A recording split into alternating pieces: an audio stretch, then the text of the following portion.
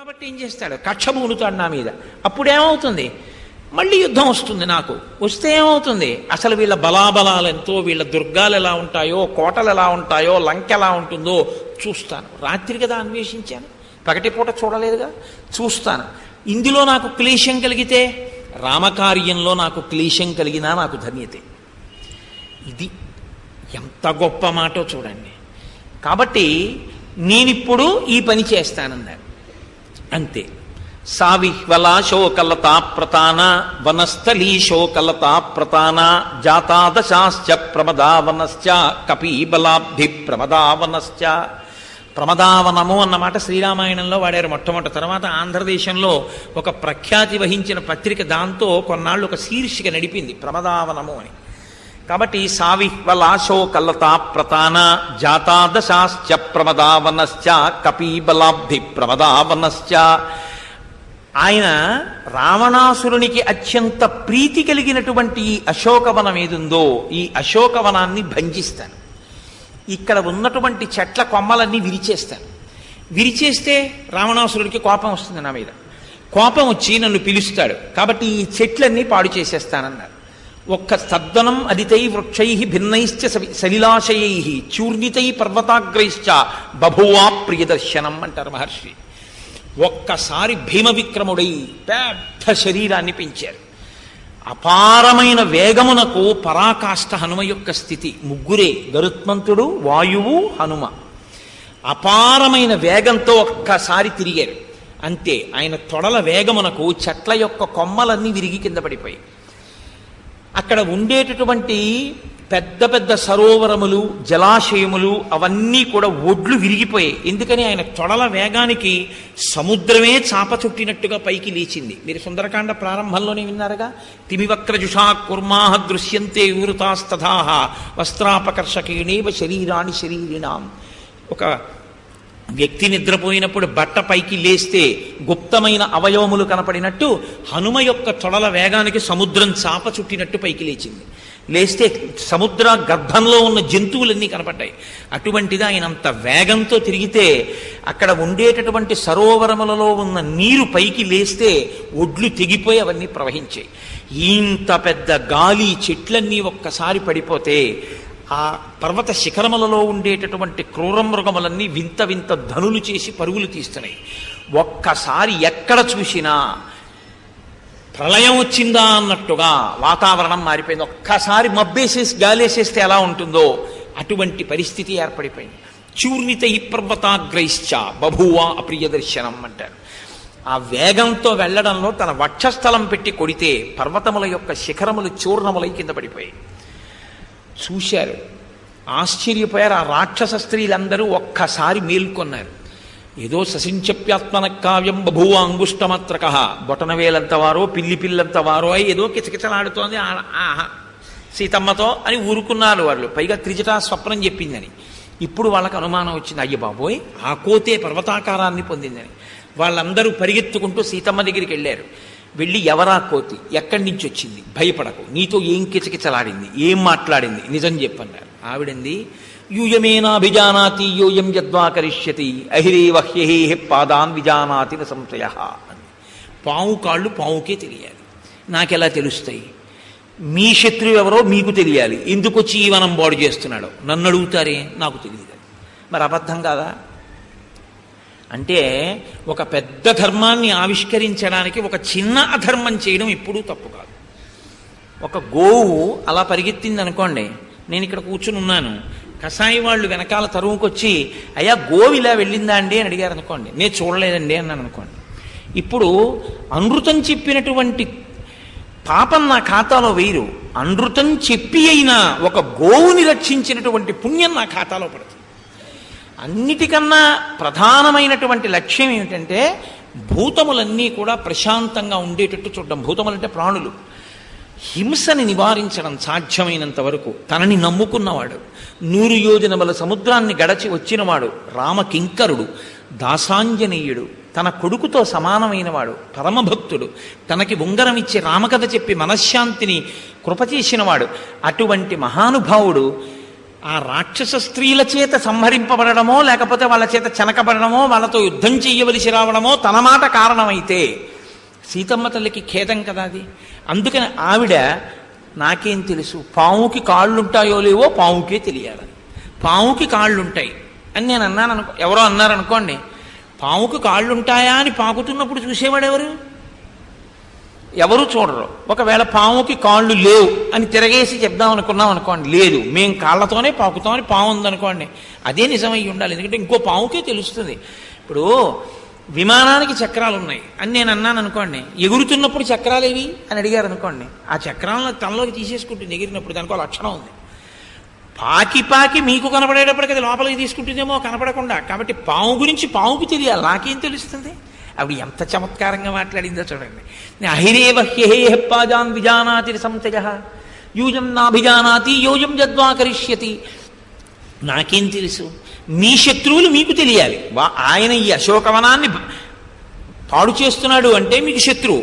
మీ శత్రువు గురించి మీకు తెలుస్తుందా నాకు తెలుస్తుందా? మీకు తెలియాలి. ఆహా ఉండు మేము రావణుడికి చెప్తామన్నారు వాళ్ళు. ఏమి ఇక్కడ ఆలస్యం చేయడానికి ఏం అవకాశం లేదు. విపరీతమైనటువంటి ధ్వంసరచన జరిగిపోతోంది. కాబట్టి వీళ్ళందరూ పరిగెత్తుకుంటూ రావణుడి దగ్గరికి వెళ్ళారు. వెళ్ళి ఆయనతో సరే చెప్పేటప్పుడు 2 మాటలను వాళ్ళు ప్రత్యేకంగా కలిపి చెప్పారు. నీ మనసు బాధపడేటటువంటి పని జరిగింది అన్నాడు. ఏం జరిగిందన్నాడు. ఎక్కడ నుంచి వచ్చిందో ఒక మహావానరం ఒకటి వచ్చింది. అది బ్రహ్మశక్తియో విష్ణుశక్తియో శివశక్తియో కుబేరుడో ఇంద్రుడో తెలియదు. కానీ ఆ వానరము నీకు ప్రీతిపాత్రమైన అశోకవనాన్నంతటినీ కూడా ధ్వంసం చేసింది. అది ఒక్క సీతమ్మ తల్లి కూర్చున్న శింశుపా వృక్షానికి మాత్రం ఒక చిగురు కూడా పాడు చేయలేదు, విడిచిపెట్టింది. ఆయనకి అనుమానం. ఎందుకంటే ఆయన ఒక పురుషుడు కాపలా ఉండడానికి కూడా వీల్లేదన్నాడు. తను ఎలా ఉంటాడో లోకంలో అందరూ అలాగే ఉంటారనే లక్షణమైంది. కాబట్టి అటువంటి వాడు సీతమ్మ కూర్చున్న చెట్టుని ఒక కోతి విడిచిపెట్టిందంటే ఆయనకు అనుమానం. వాళ్ళు అన్నారు, ఎవరూ మాట్లాడకూడదని నువ్వు శాసించిన సీతమ్మతో ఆ కోతి మాట్లాడింది.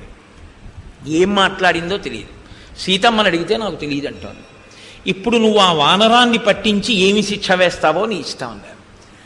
అని ఈ మాట విన్నట్ట మహర్షి ఎంత అద్భుతమైన రచన చేస్తారంటే, తస్య క్రుద్ధస్య నేత్రాభ్యాం ప్రాపతన్నాశ్రబిందవ దీప్తాభ్యామివ దీపాభ్యాం సాక్షిష స్నేహబిందవ.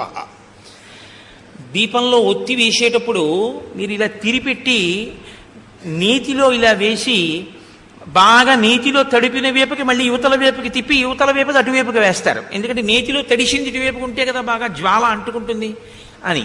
ఇప్పుడు మీరు జ్వాల వెలిగించారనుకోండి, మీరు సంధ్యావందనానికి ముందే నేతిలో ఒత్తేసేసి సంధ్యావందనం చేసి ఆదిత్య హృదయం చేసి అప్పుడు మీరు దాన్ని వెలిగించారనుకోండి, వెలిగిస్తే అదేమవుతుంది? వెలిగేటప్పుడు పెద్ద జ్వాల వచ్చి నేతి బిందువు అగ్నిహోత్రంతో కలిసి కింద పడుతుంది 2-3 పర్యాయాలు. నేతి బిందువు జ్వాలతోటే కింద పడుతుంది. మీరు చూసి ఉంటారు, దీపాల్లోంచి పడుతూ ఉంటుంది అలాగా. ప్రత్యేకించి కాగడాలు పట్టుకుని వెడుతూ ఉంటారు ఈశ్వరుడి ముందు. కాగడాలు పట్టుకుని వెళ్ళేటప్పుడు కాగడాలకి ముందే తైలం పోసి సిద్ధం చేస్తారు. అవి పట్టుకోవడం ఒక పెద్ద కళ, చాలా జాగ్రత్త. కాగడా పట్టుకునేవాడు మాత్రం ఎప్పుడూ వెనక్కి చూడకూడదు ఈశ్వరుడి వంక. కాగడా పట్టుకునేవాడు ఈశ్వరుడి వంక చూస్తే ఉపద్రవం వస్తుంది. ఎందుకో తెలుసా అండి? అందరూ అదే పనిలో ఉంటారు. ముందు కాగడా పట్టుకుని ఎడుతుంటాడు, ఈయన వెనక్కి తిరిగి చూస్తూ నడిచేశాడు అనుకోండి, ఇంకో ఆయన ఈశ్వరుణ్ణే చూస్తూ నించుని ఉన్నాడు అనుకోండి, ఆయనకి దృష్టి లేదు, ఎందుకంటే ఆయన ఈశ్వరుణ్ణి చూస్తున్నాడు. ఈయన కాగడా వెళ్ళి ఆయన కంఠానికో ఆయన ముఖానికో తగులుతుంది. అందుకే కాగడా పట్టుకుని ఈశ్వరుడి ముందు వెళ్ళేవాడికి ఎప్పుడు ఏ పరాకు చెప్పాలో తెలుసా అండి?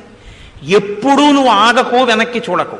అందుకే ఊరిరిగింపు గురించి తెలుసున్న పెద్దలు ఏం చేస్తారంటే, కాగడా ఎవడు పట్టుకున్నాడో వాడి పక్కన నడుస్తారు. మొన్న సీతారామ కళ్యాణంలో కాగడా పట్టుకుని వచ్చారు ఎవరో, నేను ఆయనతోనే వెళ్ళా. అక్కడ దాకా వచ్చాకే ఉపద్రవం రాబోయింది. నేను వెంటనే అతన్ని పట్టుకు చెప్పాను, నువ్వు ఎప్పుడు వెనక్కి తిరిగి చూడకు. నువ్వెందుకు చూస్తావు? కాగడా పట్టుకోవాలంటే వెనక్కి తిరిగి చూడకు, వెనక్కి తిరిగి చూడాలంటే కాగడా పట్టుకోకు. నువ్వు ఏమాత్రం నిర్లక్ష్యంగా ఉన్నా చూసావా ఎలా అంటుకునేదో కాగడా? అది వెళ్ళి గబుక్కుని తగలరాని దానికి తగిలితే జ్వాలంటుకుపోతుంది. కాగడా పట్టుకుంటే వెనక్కి చూడకూడదు. కాగడాలోంచి పడుతుంటాయి బిందువులు, అదొక పెద్ద ప్రమాదం. కాబట్టి మహర్షి ఎంత గొప్ప ఉపమానాలు తట్టాయో మహానుభావుడికి. అందుకు కదండి కాళిదాసాదులు స్వీకరించారు వాల్మీకి మహర్షిని ఆదర్శంగా. కాబట్టి దీప్తాభ్యామివ దీపాభ్యాం సాక్షి స్నేహబిందవ. లోపల సీతమ్మ మీద కామం, పైకి తనతో సరిగా మాట్లాడని సీతమ్మ ఏదో ఒక కోతితో మాట్లాడింది, ఇది కోపం. ఈ రెండూ కలిపి ఆజ్యధార, ఆజ్య బిందువు, నీతి బిందువు, అగ్నిహోత్రము కలిసి పడ్డట్టుగా ఆయన కంటి వెంట క్రోధంతో నీటి బిందువులు చుక్కలు పడ్డాయిట. అంత కోపం వచ్చింది ఒక వానరాన్ని పట్టడానికి. అది హనుమ కాబట్టి సరిపోయింది. ఇదే రాముడికి రావణుడికి ఉండే తేడా. ఎంత కోపమును ప్రదర్శించాలో అంత కోపమునకు తగిన శిక్షను రాముడు వాడతాడు. ప్రతి చిన్న విషయానికి విపరీతమైన కోపాన్ని తెచ్చుకోవడం అలవాటైందనుకోండి, యుక్తాయుక్త విచక్షణ లేని శిక్ష వేసేస్తారు, లేనిపోని గొడవలు తెచ్చుకుంటారు. ఎక్కడ ఎంత కోపం అవసరమో అంత కోపమే తెచ్చుకోవాలి. అప్పుడే ఆ కోపానికి తగిన శిక్ష మీరు వేయగలుగుతారు. లేకపోతే ఉపద్రవాలు వస్తాయి. చిన్నవాటికి పెద్ద శిక్ష, పెద్దవాటికి చిన్న శిక్ష వేసి కూర్చుంటారు. కాబట్టి ఇప్పుడు ఆయన అన్నాడు 80,000 మంది కింకరుల మూకని పిలిచాడు. మీరు 80,000 మంది వెళ్ళి ఆ వానరాన్ని సంహరించండి అన్నాడు. అంటే ఇప్పుడు ఆయన ఉద్దేశ్యం ఏమిటంటే చాలా తేలిగ్గా చంపేస్తారు. అంటే ఆయన కోరిక ఏమిటంటే వెళ్ళగానే వీళ్ళందరూ 80,000 మంది శూలాలు విసిరితే ఉత్తర క్షణం ఆ కోతి కింద పడిపోతుంది. అంటే మనసులో అంత క్రౌర్యం. సీతమ్మ మాట్లాడింది, సీతమ్మతో మాట్లాడాడు. ఇప్పుడు 80,000 మంది కింకరులు వెళ్ళారు. స్వామి ఒక తోరణం ఎక్కి కూర్చొని ఉన్నారు. దీన్ని జయమంత్రం అంటారు. ఆనాటి నుంచి ఈనాటి వరకు ఎంతమంది పెద్దలు ఈ జయమంత్రాన్ని ఉపాసన చేసి జీవితంలో ధన్యత పొందారు. ఆయన దాని మీద కూర్చుని చెప్తున్నారు, మీతో నేను మనవి చేశానుగా, ఆత్మదర్శనమైన యోగికి నిర్భయ స్థితి, ఇక భయం ఉండదు. ఇప్పటి వరకు తానెవరో తెలియనివ్వరు. ఇప్పటి వరకు మాత్రం సూర్యే చాస్తం గతే రాత్రో దేహం సంక్షిప్య మారుతి వృషదంశకమాత్ర సన్ బభూవా అద్భుత దర్శన, పిల్లంత వారై ఉంటారు. కానీ ఇప్పుడు మాత్రం ఒక్కసారి సీతామాత దర్శనం అయిపోతే ఎవరో అడగడం కాదు, తను చెప్తున్నారు. జయచ్యతి బలో రామో లక్ష్మణశ్చ మహాబల రాజాదీతి సుగ్రీవో రాఘవేణాభిపాలిత దాసోహం కోసలేంద్రస్య రామస్యాక్లిష్టకర్మణ హనుమాన్ శత్రు సైన్యానాం నిహంతా మారుతత్మజ న రావణ సహస్రం మే యుద్ధే ప్రతిఫలం భవేత్ శిలాభిస్తు ప్రహరత పాదపైశ్చ సహస్రశ అర్ధయిత్వా పురీం లంకాం అభివర్జిత మైథిలీం సమృద్ధార్థో గమిష్యామి విశతాం సర్వరక్షసాం అన్నారు. దీన్నే జయమంత్రం అంటారు. జయత్యతి బలో రామో లక్ష్మణశ్చ మహాబల రాజాజీతి సుగ్రీవో రాఘవేణాభిపాలిత. రామచంద్రమూర్తి పరాక్రమంతో జయంతో శోభిల్లుతున్నారు. ఆయన సోదరుడైనటువంటి లక్ష్మణమూర్తి కూడా పరాక్రమంతో ప్రకాశిస్తున్నాడు. రామలక్ష్మణుల యొక్క అండదండలు కలిగినటువంటి నా ప్రభువు సుగ్రీవుడు విజయంతో శోభిస్తున్నాడు. నేను దాసోహం కోసలేంద్రస్య రామస్య అక్లిష్టకర్మణ, ఎటువంటి కార్యాన్నైనా అవలీలగా చెయ్యగలిగినటువంటి సమర్థత ప్రకాశించినటువంటి రామచంద్రమూర్తి యొక్క కింకరుణ్ణి నేను ఆయన దాసానదాసుణ్ణి. దాసోహం కోసలేంద్రస్య రామస్య ఆక్లిష్టకర్మణ హనుమాన్ శత్రు సైన్యానాం నిహంతా మారుతత్మజ. నా పేరు హనుమ, నేను వాయుపుత్రుణ్ణి. శత్రు సైన్యములను సంహరించడంలో నాకు నేనే సాటి. కాబట్టి నిహంతా మారుతత్మజ న రావణ సహస్రం మే యుద్ధే ప్రతిఫలం భవేత్. 1000 మంది రావణాసురులు వచ్చి కూర్చున్నా సరే ఒక పురుగుని చంపినట్టు చంపేస్తాను. శిలాభిస్తు ప్రహరత పాదపైశ్చ సహస్రశ అర్ధయిత్వా పురీం లంకాం అభివర్జిత మైథిలీం సమృద్ధార్థో గమిష్యామి విశతాం సర్వరక్షసాం. ఎలా లంకా పట్టణానికి వచ్చానో అలా వెళ్ళిపోతాను. రాళ్లు పెట్టి కొట్టి చంపేస్తాను, మోచేతులతో కుమ్మి చంపేస్తాను, పాదముల కింద పెట్టి తొక్కి చంపేస్తాను, అరిచేతులతో మర్దించి చంపేస్తాను, గోళ్లతో చీల్చి చంపేస్తాను, నా కోరలతో కురికి చంపేస్తాను. నాకు ఆయుధం అక్కర్లేదు. నేను వచ్చింది అర్ధయిత్వా పురీం లంకాం, ఈ లంకా పట్టణాన్ని పీడిస్తాను. నా తల్లి సీతమ్మ దర్శనం కోసం వచ్చాను, అయిపోయింది దర్శనం. మిమ్మల్ని అందరినీ పీడించి ఎలా వచ్చానో అలా 100 యోజనముల సముద్రాన్ని గడచి వెళ్ళిపోతాను. నన్ను పట్టగలిగిన మొనగాడు లంకాపట్టణంలో లేడు. 100 మంది రాక్షసులైనా 1000 మంది రావణులైనా నేను చంపేస్తాను అని ఆ తోరణం మీద కూర్చుని చెప్తున్నారు. ఈ 80,000 మంది కింకరుల మూక వచ్చారు. వచ్చి ఆ చేతిలో ఉన్న బాణాలు అవి ఏవో ఆయన మీద విసరబోయారు. ఆయనది అపారమైన లాఘవ శక్తి. ఆయన అలా ఏం అందేవారు కాదు. లక్ష్యాన్ని తిరుగు లేకుండా కొట్టగలిగిన మొనగాళ్లే హనుమ మీద బాణం వేయడం సాధ్యం కాదు, అంత వేగంగా తప్పుకుంటారు ఆయన. ఆయన వెంటనే వాటి మధ్యలోంచి తప్పుకుని ఆ తోరణానికి ఉన్నటువంటి ఒక పెద్ద పరిగెని ఊడబెరికి అది పెట్టి కొడితే 80,000 మంది రాక్షసుల మూక కన్ను మూసి కన్ను తెరిచేటప్పటికి నెత్తుటి మాంసపు ముద్దలై పడిపోయింది. ఆయన మళ్ళీ తోరణం ఎక్కి కూర్చున్నారు. మళ్ళీ జయత్యతి బలో రామో లక్ష్మణస్య మహాబల రాజా జయితి సుగ్రీవో రాఘవేణాభిపాలిత.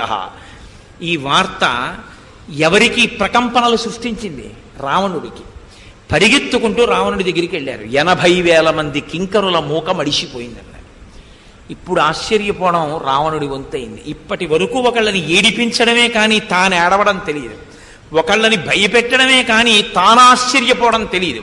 ఇప్పుడు జీవితంలో మొదటిసారి అనుభవిస్తున్నాడు. ఇప్పుడు ఆయన ఆ తోరణం మీద కూర్చున్నారు. రావాలిగా, మళ్ళీ అవతల నుంచి శత్రుమూకలు వస్తే కదా సంహారం చేయడం. కానీ ఈ లోపల మంచి పౌరుష పరాక్రమాలతో ఉద్వేగంతో ఉన్నటువంటి హనుమ చైత్యప్రాసాదాన్ని చూశారు. చూసి ఒక్కసారి ఎగిరి ఆ చైత్యప్రాసాదం మీద పడ్డారు. సుందరకాండ ప్రారంభంలోనే సీతమ్మ దర్శనంలోనే మహర్షి చెప్తారు కదా, అక్కడి నుంచి చూసినప్పుడు ఆయనకి 1000 స్తంభాల చైత్యప్రాసాదం కనపడిందని. దాని మీదకి వెళ్ళారు. అక్కడ ఉన్నటువంటి కింకరులు దాన్ని కాపలా కాస్తున్నారు. ఆ కాపలా కాస్తున్నటువంటి కింకరులందరూ కూడా హనుమ మీద తిరగబడి ఆయన్ని పట్టుకుని వాళ్ళ దగ్గర ఉన్న ఆయుధాలతో కుమ్మే ప్రయత్నం చేశారు. ఆయన ఒక్కసారి ఆ ప్రాసాదస్య మహాంతస్య స్తంభం హిమపరిష్కృతం ఉత్పాటయిత్వా వేగేన హనుమాన్ పవనాత్మజ తతస్తం భ్రామయామాస చతారం మహాబలం తత్ర చాగ్ని సమభవ ప్రాసాదస్యాప్యదహ్యత. ఆ 1000 స్తంభాల మంటపానికి ఆధారంగా ఉన్న ప్రధానమైనటువంటి బంగారు స్తంభాన్ని ఊడబెరికారు. ఊడబెరికి దాన్ని గాలిలో గిర్ర గిర్ర గిర్ర గిర్ర తిప్పారు. బంగారు స్తంభం గాలితో ఘర్షణ పొంది అగ్నిహోత్రం పుట్టింది. యజ్ఞం చేసేటప్పుడు ఆరణి మంథనం అని చేస్తారు. అంటే లౌకికాగ్ని అగ్గిపుల్ల గీసి అగ్నిహోత్రంతో యజ్ఞం చేయకూడదు. మీరు రేపు చూస్తారు, పట్టాభిషేకం నాడు ఆరణి మంథనం చేస్తారు. చేసి అగ్నిహోత్రాన్ని పుట్టిస్తారు. ఒక కొయ్యలోకి వేరొక కొయ్య ముక్కని ఉంచి అత్యంత వేగంగా రాపాడిస్తారు. రాపాడిస్తే అందులోంచి రవ్వలు వస్తాయి. దాన్ని దూత్తో పట్టుకుంటారు. పట్టుకుని దాన్ని మెల్లిగా కొబ్బరి పీచులో పెట్టి జ్వాల రగులుస్తారు. రగల్చి దాన్ని తీసుకెళ్లి యజ్ఞంలో స్థాపిస్తారు. స్థాపించి ఆ యాగాగ్నిలోకి హవిస్సులిస్తారు. రేపు పట్టాభిషేకం నాడు చూస్తారు మీరు ఆరణిమంధనం చేయడం. కాబట్టి ఆయన ఆ స్తంభాన్ని పట్టుకుని గిర్ర గిర్ర గిర్ర గిర్ర తిప్పితే ఆ వాయువుతో సంఘర్షణకి అగ్నిహోత్రం పుట్టింది. అగ్నిహోత్రం పుట్టి ఒక్కసారి ఆ చైత్యప్రాసాదం అంతా అంటుకుంది. అంటుకోవడంలో దానికి తాపడం చేసిన వజ్రాలు, వైఢూర్యాలు, ముత్యాలు, పగడాలు, పెటిళ్ళు మని పేలిపోతున్నాయి. ఆ బంగారు స్తంభాలన్నీ కరిగిపోయి బంగారు నదులు ప్రవహిస్తున్నాయా అన్నట్టుగా బంగారము, వెండి అంతా కరిగి వెళ్ళిపోతుంది. ఇటువంటి స్థితిలో ఆయన చైత్యప్రాసాదం ఎక్కి చెప్తున్నారు, మాదృశాని సహస్రాని విశిష్టాని మహాత్మనాం బలినాం వానరేంద్రాణం సుగ్రీవస్య మహాత్మన ఆగమిష్యతి సుగ్రీవ సర్వేషాం వో నిషూదన నేయమస్తి పురీం లంకా నయూయం నచరావణ యస్మాద్ ఇక్ష్వాకు నాదేన బద్ధం వైరం మహాత్మన అన్నారు. మాదృశాని విసృష్టాని సహస్రాని మహాత్మనాం, నాలాంటి వాళ్ళు కొన్ని వేల కోట్ల మంది సుగ్రీవుణ్ణి అనుసరించి వస్తున్నారు. ఈ భూమండలం అంతా సీతమ్మ కోసం అన్వేషిస్తున్నారు. 10 ఏనుగులు, 100 ఏనుగులు, 1000 ఏనుగులు, 1,00,000 ఏనుగులు, 1,00,000 ఏనుగులు బలం కలిగినటువంటి వారు, గాలితో సమానమైన వేగమున్నవారు, లంఘన శక్తి కలిగినటువంటి వారు, పర్వత శిఖరములను పడద్రోయగలిగినటువంటి వారు, సముద్రాన్ని తిరగతోడగలిగినటువంటి వారు, అంతటి బలవంతులైనటువంటి వానరులు ఎందరో నాకన్నా బలవంతులు సుగ్రీవుడి చుట్టూ పరివేష్టించి ఉన్నారు. యస్మాద్ ఇక్ష్వాకునాథేన బద్ధం వైరం మహాత్మన, పరమధర్మాత్ముడైన రామచంద్రమూర్తితో మీరు బద్ధవైరాన్ని కల్పించుకున్న కారణం చేత సుగ్రీవుడు ఈ వానరములతో భల్లూకములతో కలిసి ఈ పట్టణాన్ని చేరుకుంటాడు. రామలక్ష్మణులతో కలిసినటువంటి సుగ్రీవుడు సముద్రాన్ని దాటి లంకాపట్టణంలోకి ప్రవేశించి బాణములను విడిచిపెడితే ఈ లంకాపట్టణం అంతా రామచంద్రమూర్తి యొక్క బాణ పరంపరల యందు కాలి ధ్వంసమైపోతుంది. ఈ లంక ఉండదు, మీరుండరు, రావణుడు ఉండడు. యోగి నోటి మాట ఎక్కడికి పోతుందండి? ఆయన అన్నమాట సత్యం అవుతుంది, సత్యాన్ని ఆయన అండం కాదు. కాబట్టి నయూయం నచరాక్షస నేయమస్తి పురీం లంక, లంక ఉండదు, మీరుండరు, రావణుడు ఉండడు. ఈ మాట చెప్పారు. విన్నాడు రావణాసురుడు. 80,000 మంది కింకరుల మూక మడిచిపోయారని. జంబుమాలి అని ప్రహస్తుడైన ప్రధానమంత్రి, ఆ ప్రధానమంత్రి కుమారుడైనటువంటి జంబుమాలి పెద్ద పెద్ద కోరలతో ఉండేటటువంటి గొప్ప యోధుడు. ఆయన్ని వెళ్ళి యుద్ధం చేయమన్నాడు. ఆ జంబుమాలి వెంటనే ఎప్పుడెప్పుడు అవకాశం దొరుకుతుందా అని ఎదురు చూస్తున్నవాడిలా గాడిదలు పూంచిన రథం ఎక్కి హనుమ మీద యుద్ధానికి వచ్చారు. ఈలోగా తోరణం మీద కూర్చుని మళ్లీ చెప్తున్నారు జయమంత్రం. అస్త్ర విద్యయతాం రామో లక్ష్మణశ్చ మహాబల రాజాజీత సుగ్రీవో రాఘవేణాభిపాలిత దాసోహం కోసలేంద్రస్య రామస్యాక్లిష్టకర్మణ హనుమాన్ శత్రు సైన్యానాం నిహంతా మారుతత్మజ న రావణ సహస్రం మే యుద్ధే ప్రతిఫలం భవేత్ శిలాభిస్తు ప్రహరత పాదపైశ్చ సహస్రశ అర్దయిత్వా పురీం లంకాం అభివజ్యత మైథిలీం సమృద్ధార్థో గమిష్యామి విశతాం సర్వరక్షసాం. మళ్లీ జయమంత్రం చెప్తున్నారు. వచ్చారు జంబుమాలి వచ్చి అర్ధచంద్రాకార బాణములను ఆయన నుదుటికి తగిలేటట్టుగా కొట్టాడు. రక్తం స్రవిస్తోంది హనుమ యొక్క శరీరంలోంచి.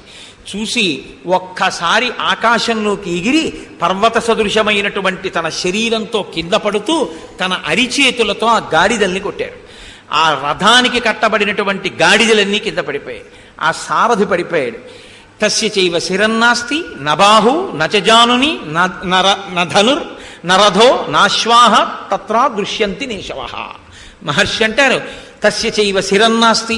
ఒక్క దెబ్బ కొట్టేటప్పటికి ఇప్పటి వరకు కనపడినటువంటి రథంలో నిలబడిన జంబుమాలి యొక్క తల కనపడలేదు. తస్య చైవ శిరన్నాస్తి నబాహు భుజములు కనపడలేదు, న జానుని మోకాళ్ళు కనపడలేదు, న రథ అక్కడ ఉన్నటువంటి రథం కనపడలేదు, వాటి గాడిదలు కనపడలేదు. అన్నిటికి బదులు ఇంత మాంసపు ముద్ద కొంత ఆ నేలకు అంటుకుపోయి కనపడింది. అరిచేత్తో కొడితే అలా కొడతారు. హనుమ యొక్క శక్తి అంటే, హనుమ యొక్క పరాక్రమం అంటే మహానుభావుడిది అలా ఉంటుంది. అందుకే కదండి బుద్ధిర్యశో బలం ధైర్యం నిర్భయత్వమరోగత అజాడ్యం వాక్పుటత్వం చ హనుమత్ స్మరణాత్ భవేత్. ఆయన్ని తలుచుకున్నంత మాత్రం చేత నిర్భయత్వం వస్తుంది. కాబట్టి ఇప్పుడు జంబుమాలి మడిసిపోయాడు. మళ్ళీ వార్త వెళ్ళింది, అయిపోయింది జంబుమాలి విషయం. కాబట్టి ఇప్పుడు మళ్ళీ కొత్తగా పంపించాలి. ఈసారి రావణాసురుల్లో భయోద్విగ్నత పెరుగుతుంది. ఇప్పుడు ఆ వానరాన్ని చంపడం కాదు, పట్టుకుంటే చాలంటున్నాడు. అంటే మొట్టమొదటిసారి రావణాసురుడి మనసులో ఏ ఆలోచన ప్రారంభమైంది అంటే, తానే వెళ్ళవలసిన పరిస్థితి రాదు కదా, వచ్చినది ఏ వానరం, నిజంగా అది ఒక వానరమేనా, ఒక వానరం మనకంత తేజస్సు ఉంటుందా, అంత పరాక్రమం ఉంటుందా, ఇంతమందిని ఇంత స్వల్పకాలంలో చంపగలదా, ఇంతగా లంఘన శక్తితో ఎగరగలదా. కాబట్టి ఏదో భూతము, ఏ విష్ణు శక్తియో శివశక్తియో కుబేర శక్తియో ఏదో వచ్చింది లంకాపట్టణానికి. ఒక అయోమయావస్థ, ఒక భయానికి లోనై ఉన్నాడు. భయమే మరణం మనకు మొదటి మెట్టు. కాబట్టి ఇప్పుడైనా సామాన్యమైన వాళ్ళని పంపించడానికి వీల్లేదు. కాబట్టి 7 మంత్రిసుతుల్ని పిలిచాడు. పిలిచి ఆ 7 కూడా చాలా గొప్ప పరాక్రమవంతులు. వాళ్ళని పిలిచి యుద్ధానికి వెళ్ళమన్నాడు. 7 మంత్రిసుతులు యుద్ధానికి బయలుదేరారు. వాళ్ళ వెనకాతల అబ్బో చాలా పెద్ద సైన్యం అనుగమించింది.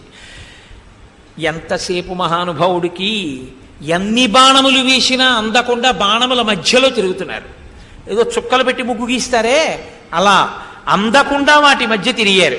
ఆడుకున్నంతసేపు ఆడుకున్నారు.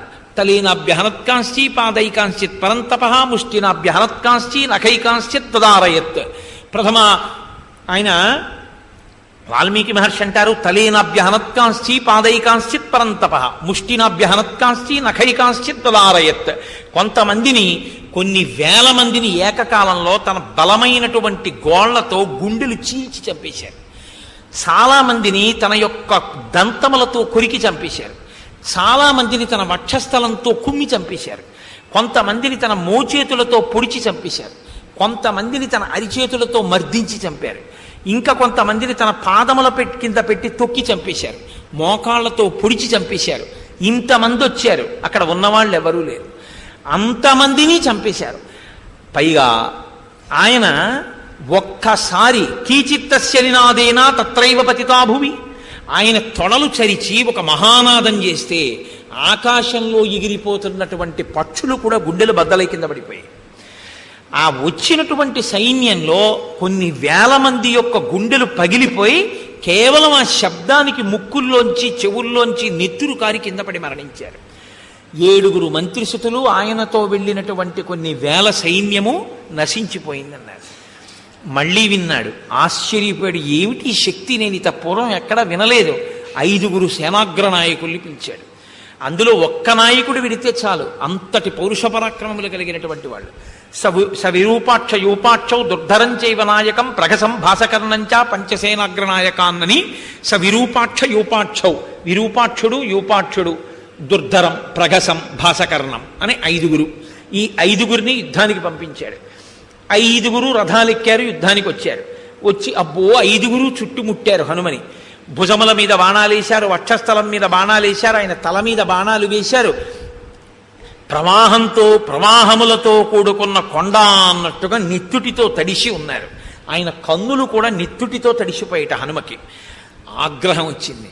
వీళ్ళని ఇంక ఉపేక్షించకూడదు అనుకున్నారు. ఒక్కసారి భీమసంకాశమైన రూపంతో ఆకాశంలోకి ఎగిరారు. ఎగిరి అక్కడి నుంచి ఒక్కసారి అత్యంత వేగంతో కింద పడ్డారు.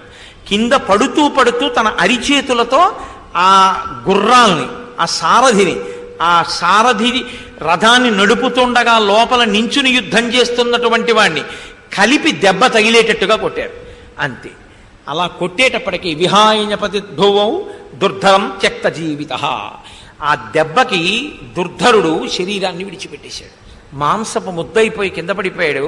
ఆ సైన్యం, అక్కడున్న సైన్యం అంతా మరణించింది. మిగిలిన 4 ఇద్దరొకవైపు నిలబడి హనుమతో యుద్ధం చేస్తున్నారు.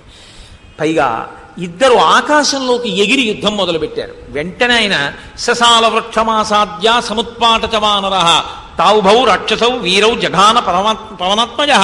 ఒక పెద్ద సాల వృక్షాన్ని ఒక దాన్ని అవలీలగా పెరికి చేత్తో పట్టుకుని ఆకాశంలోకి వెళ్ళి ఆ ధనస్సు ఎక్కుపెట్టి బాణాలను ప్రయోగం చేసేటటువంటి 2 రాక్షసుల్ని ఒక్కసారి ఆ సాలవృక్షాన్ని గిరగిరా తిప్పి కొట్టారు. అంతే. రథాలతో సహా మడిసిపోయి పైనుంచి కింద పడిపోయారు. విరూపాక్ష యూపాక్షౌ 2 మరణించి కింద పడ్డారు. మిగిలినటువంటి వాళ్ళు విరూపాక్ష యూపాక్షరో దుర్ధరం చైవనాయకం ప్రగసం భాసకర్ణంచ, ప్రగసుడు భాసకర్ణుడు మిగిలారు. వాళ్ళిద్దరూ యుద్ధానికి వచ్చారు. వెంటనే స్వామి చూశారు. సమత్పాటగిరే శృంగం సమృగం జాలపాదపం అంటారు మహర్షి. పెద్ద పులులు, సింహాలు, పాములు ఇలాంటి వాటి అన్నిటితో కూడుకున్నటువంటి ఒక పెద్ద పర్వతం. ఆ శిఖరాలకి గుహలున్నాయి, గుహలలో క్రూర మృగాలున్నాయి. ఆ పర్వతం నిండా పుట్టలున్నాయి, పుట్టల నిండా పాములున్నాయి. అటువంటి పర్వతాన్ని ఒక దాన్ని తన చేతితో పైకెత్తారు. సముత్పాటగిరే శృంగం సమృగం జాలపాదపం జఘాన హనుమాన్ వీరో రాక్షసవు కపికుంజర. ఆ పర్వతాన్ని వాళ్ళిద్దరి మీద బారేశారు. ఆ పర్వతం కింద పడిపోయి వాళ్ళిద్దరూ మరణించారు.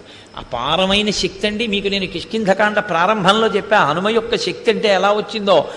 దేవతలందరూ ధారపోసేశారు ఆయన వాళ్ళ శక్తుల్ని. రామకార్యంలో ఉపకరించగలిగినటువంటి ఒక గొప్ప ప్రాణి సృజింపబడాలని. కాబట్టి ఇప్పుడు ఆ మిగిలిన రాక్షసులు చచ్చిపోయారు. ఒక్కసారి మళ్ళీ ఎగిరి పైకెక్కి కూర్చున్నారు ఆ తోరణం మీద. కింద చూస్తే యుద్ధం ప్రారంభమై ఎంతసేపు అయింది? గట్టిగా 15 నిమిషాలు అవ్వలేదు. మహర్షి అంటారు, హతైర్నాగైశ్చ తురగై భగ్నోక్షైశ్చ మహోరథై హతైశ్చ రాక్షసైర్భూమి రుద్ధమార్గా సమంతత. తొండాలు తెగిపోయినటువంటి ఏనుగులు, కుంభస్థలాలు బద్దలైపోయినటువంటి ఏనుగులు, పొట్టలు చీలుకుపోయినటువంటి గుర్రాలు, నేల కొరిగిపోయినటువంటి రథాలు, ముద్దలైపోయినటువంటి శవాలు, నెత్తురు కాల్వల కింద ప్రవహిస్తోంది నురగలతోటి. ఎక్కడలేని గ్రద్దలు, రాబందులు అన్నీ ఒక్కసారి అశోకవనం అంతా వచ్చేసాయి. అమంగళకరంగా పీనుగుల ముద్దలతో అశోకవనం అంతా నిండిపోయింది.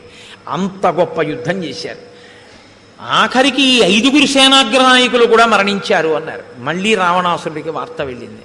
కూర్చుని ఉన్నాడు సింహాసనం మీద, చాలా దిగులు పడ్డాడు. ఈసారి సేనాగ్రనాయకుల్ని, మంత్రిసుతుల్ని, కింకరుల మూకల్ని, ప్రధానమంత్రి కొడుకుని, ఇటువంటి వాళ్ళని పంపిస్తే లాభం లేదు. చాలా గొప్పవాడిని ఎవరినో పంపించాలి.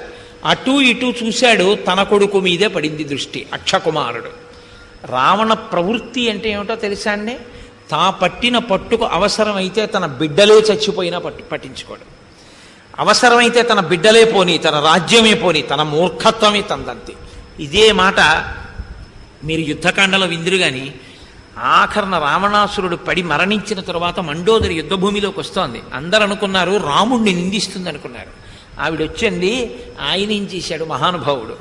ఆయన కాదు నిన్ను చంపింది, నీ ఇంద్రియాలు నిన్ను చంపేసేయండి. కాబట్టి రావణాసురుడంతే అంతటి మూర్ఖత్వానికి పరాకాష్ట. కాబట్టి ఆయన కొడుకులే చచ్చిపోయినా ఆయనకి పట్టింపు లేదు. ఇప్పుడు అక్షకుమారుడి వంక చూశాడు. ఆ పిల్లవాడు వెంటనే లేచాడు. మహర్షి అంటారు, యజ్ఞంలో అగ్ని జ్వాల పైకి లేస్తుండగా అందులోకి ఆజ్యధార ఎక్కువ పోశారనుకోండి, ఒక్కసారి జ్వాల లేస్తాం. అసలు ఆ యజ్ఞం చేయడం, ఆ హోమం చేయడం ఒక అందమైన ప్రక్రియ. ఎలా పడితే